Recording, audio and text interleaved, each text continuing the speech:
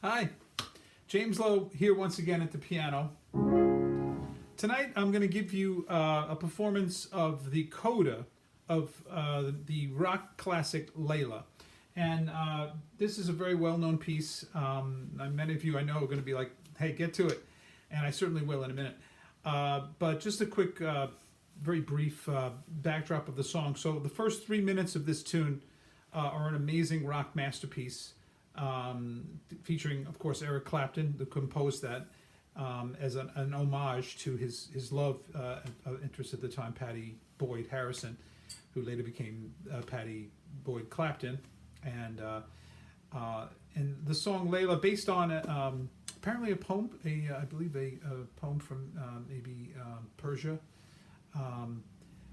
story of Layla, which I'm not familiar, but need to look into. And I'm going to give a little bit of a brief lesson on form. This is an interesting form to this piece. It has two main phrases. This is the piano coda, or the tail end of Layla. It goes for 4 minutes. The first half of Layla goes to about 3:10 on the track. From 3:10 on till about 7:03 or so, give or take, we get this beautiful piano coda written by Jim Gordon, who was the drummer from the band, also played piano, obviously. And so this is a phrase I'm going to call the A phrase. This is the A. Get this in the beginning. Now here's A prime. Has a little more to say.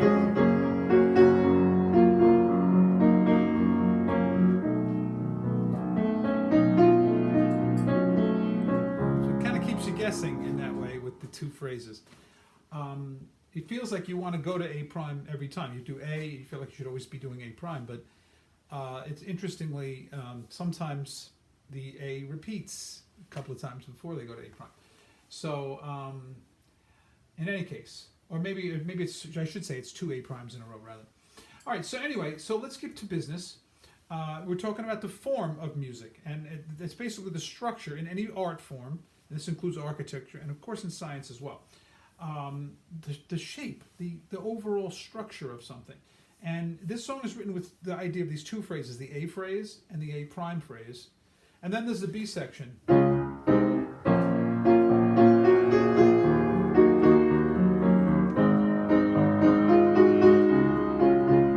so on. That's the B section, right?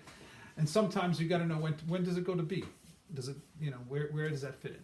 So I hope you enjoy this. So this is the concept. We're talking about an A phrase and an identical phrase. So wait, do I have this backwards? Backwards. An A phrase, and then something with a little bit more to say, an A prime phrase. Okay? Let me take a little A prime. A little A. It's both water. No worries. I've got to keep my wits about me if I'm going to get through this correctly. I've got to do homage to this piece. Hope you enjoy this, and see if you can sort out the form. I'll tell you the answers at the end. This calls for no glasses.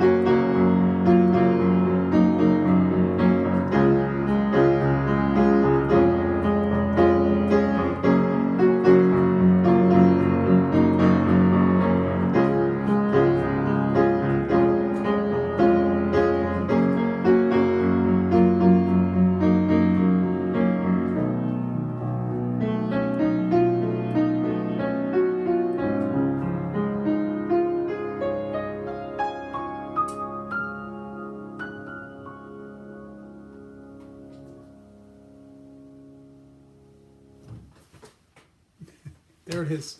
What an amazing, beautiful piece of music. And then to have that tagged on the end of that classic rock jam. Dwayne Allman in the studio for that recording with Derek and the Dominoes, the band based around Eric Clapton, with amazing group of musicians, many of whom had been part of Delaney and Bonnie in that incredible scene of Southern rock aficionados.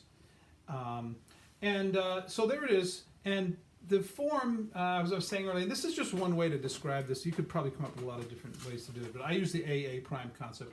So it starts off with an A phrase, then an A prime. That's your intro. Then you get A prime B, and then you go on from there. It's a little dull probably to keep talking about that, right? But anyway, hope you enjoyed that little discussion and jam. This is the phrase in the beginning that we call the A. Here's now A prime. It sounds the same as A, but has some more to say. Keeps you guessing in that way.